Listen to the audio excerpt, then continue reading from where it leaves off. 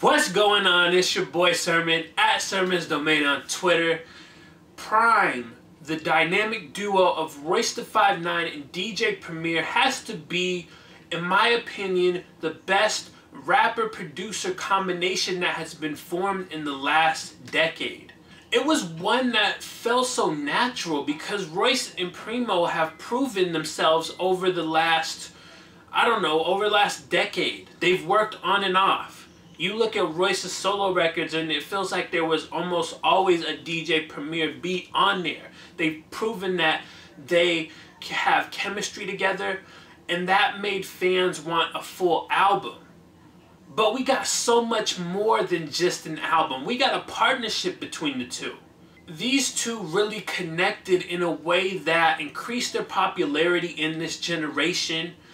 They decided that they were going to put all the cards on the table and go all in on this. It wasn't just like, hey, we're gonna drop a collaboration album and then, see you later. No, PRhyme is an actual group. PRhyme is something that is going to continue to be around for many years, I feel. We got their stellar debut album in 2014. They went on tour and now they're back. 3 years later, we're now getting their sequel, PRhyme 2. Now let me talk about my favorite songs, the first being One of the Hardest. When Royce the 5'9" sits here and tells you that he's one of the hardest lyricists out right now, this is not him trying to stir up debate.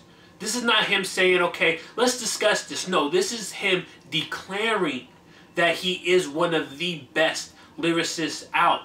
And not only just saying it for the sake of saying it, he backs it up with two amazing quick fire verses that have endless amount of bars. I'm listening to this record, I'm like, okay, this is hard. Royce is showing out, and my favorite lines from this record were, I do the same to you that I do to the alphabet. I put the A, the B, the C, D, E, and F in the back of an EMS before I go back to doing anything in rap for a G or less. I always like when rappers are able to incorporate the alphabet in a way that feels natural, not like a Lil Wayne way where you just recite the entire alphabet, but actually put some, like a clever spin on it. I like the last line where he says, before I go back to doing anything in rap for a G or less, because that really wraps up his little alphabet that he was going for in the previous line. My other favorite record is called Streets at Night. The one thing that really separates Royce the 5'9" from other lyricists is that he can actually craft records. I feel like listening to Streets at Night, you have this song where Royce is essentially making fun of the radio record while also successfully crafting one. In the beginning of his verses, he says, everybody coming with they chick record, big record, this gon' play in the clubs, radio hit record. I like that he's able to do that, have a catchy hook with it, and still be able to be lyrical. It's like a triple threat. We know that Royce is able to impress lyrically, so it's a good addition to have him be able to make a record like this. My favorite lines from this record were, I pulled a 44 and let it bang like Post Malone.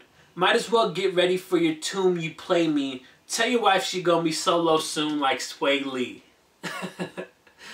I always like these punchlines. Tell your wife she gonna be solo soon like Sway Lee. And he doesn't make it sound threatening.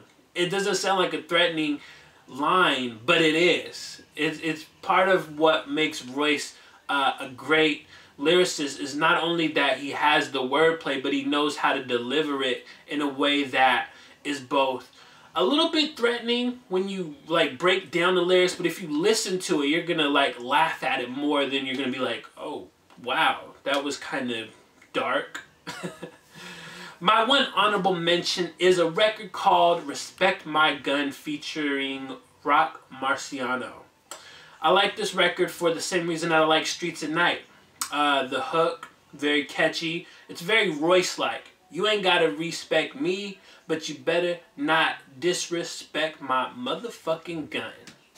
Such a smooth one. And then Rock Marciano is a good feature to have, especially on this type of record. When you listen to the beat, you can hear that it sounds like something that Rock would use. With PRhyme 2, one of the biggest issues is that Royce and Primo opted for a longer album. I know that might sound a little bit confusing, but stay with me. PRhyme 1 was 34 minutes. And this is before the deluxe edition came out. So 34 minutes, there was no filler on here. It was like 9 records and you craved more. You listened to this album, you dissected it, and you were like, damn, I want more. A year later, they gave a deluxe edition that added like 4 or 5 more songs, which was a great approach because nowadays, I should say back in the day, because I feel like deluxe editions have kind of like faded out. But, you know, when deluxe editions were around, it was like you release it, the standard edition and the deluxe edition with a couple extra songs. So with that, you always put out the music at the same time. But here, PRhyme took a different approach. They decided that they were going to wait a year, craft some more records, and then give it to the fans. I think that's good because A, it gives incentive for fans who liked PRhyme to come back, jump in, listen to it again, get some new music out of it. And B, for people that might have skipped over this, it gives them a huge incentive because it's like right back in their face. Now you have to listen to this project because it's right back here and you have nothing else to do. With PRhyme 2, you get 17 songs. It's a longer album. I don't think they'll end up doing a deluxe edition. And not only that, but it's a very different sounding album than PRhyme 1. With PRhyme 2, I feel like it's more out of DJ Premier's comfort zone. PRhyme 1 was like the best of both worlds. It was Royce going off, killing it, and DJ Premier having the production to match. And so, on one end, I admire that they didn't just do that again. Because they could have easily just gave us another PRhyme 1.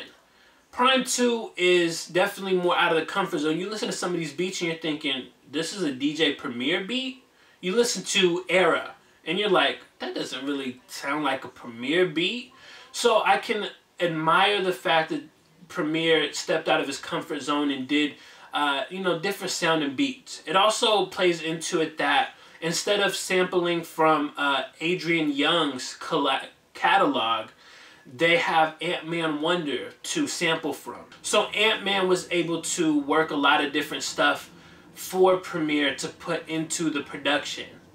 And it definitely comes off as a different sounding album. It's one that I can respect, but it's not one that I am super impressed by. I admit that maybe I'm a little closed-minded when it comes to PRhyme.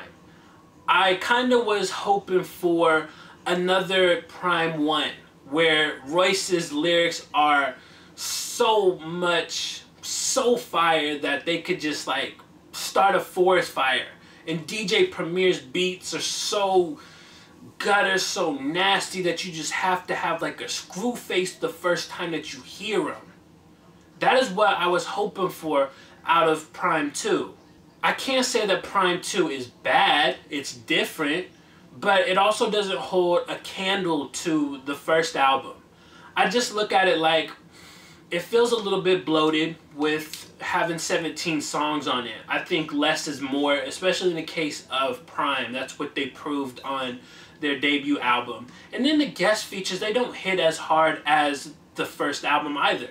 On this album, it seems like he opted for, you know, like something different. I don't know how to really describe it. I mean, there's still like lyricists on here, but I feel like a lot of them don't give you like their best showing. Yellow Wolf's on here. I'm not really the biggest Yellow Wolf fan.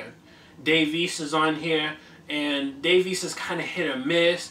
Big Crit is on here, and I can't even remember his verse. And I've listened to this album a number of times since it went up to stream last week. Rhapsody had a solid feature, but nothing like too spectacular. CeeLo Green has a good feature, but ultimately I just felt like the features were lacking compared to the first one. And it sucks to keep saying I compare it to the first album, but I mean, that's the only standard that we have.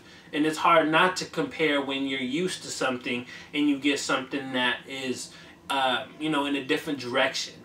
I do applaud PRhyme for doing something different because, like I said, they could have just rehashed the first album and did something similar to that, but they didn't. They wanted to try something new.